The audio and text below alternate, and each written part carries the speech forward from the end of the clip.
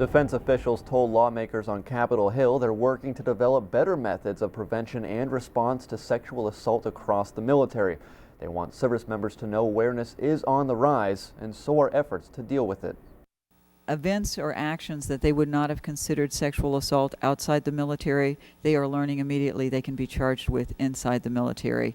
And so I think it is a cultural change where we have to address all the images and possibly 22 years of things that may have been socialized to them as acceptable and let them know immediately. And that's why we're aggressively targeting our newest sessions with our training that those actions, behaviors are not acceptable. For more information, or if you need to report an incident, you can turn to Military OneSource or visit the DoD's Sexual Assault Prevention and Response website, sapr.mil. Defense Secretary Robert Gates met with Canadian Minister of Defense Peter MacKay at the Pentagon Thursday for talks on Afghanistan and other security issues. Secretary Gates told reporters the talks were part of an ongoing review to determine the best way forward in Afghanistan. I told him that, frankly, we weren't at a point where I could offer even preliminary conclusions to him, but I talked about some of the issues that were being addressed.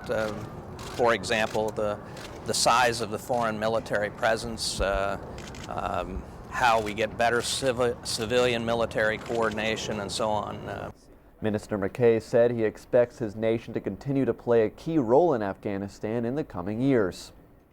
And that support is much needed ahead of the elections there this year. While there's been speculation recently about when voting will take place, one commander in eastern Afghanistan says security during the election process isn't up for debate in his area of operations. Sergeant Jeremy Ross has more from the Pentagon.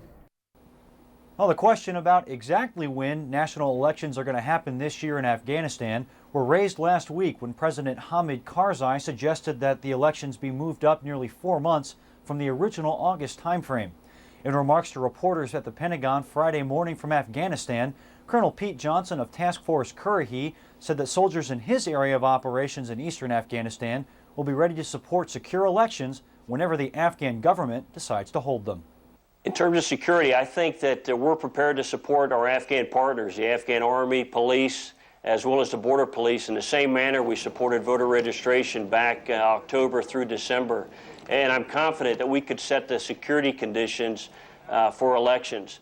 But as you've heard, and I believe I've heard, the Independent Election Commission has agreed that August needs to be the time for the elections. Understand the concerns. We're ready to support the Afghan government whenever they decide to conduct their elections. Colonel Johnson also said that voter registration efforts in his area of operations of Paktia, Paktika, and host provinces have been robust and successful.